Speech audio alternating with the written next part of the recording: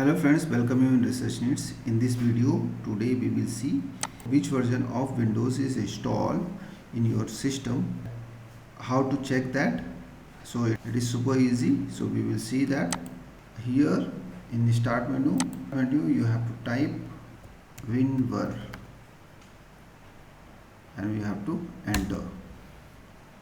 You will see a interface. In that you will easily see which version of Windows is installed in your system.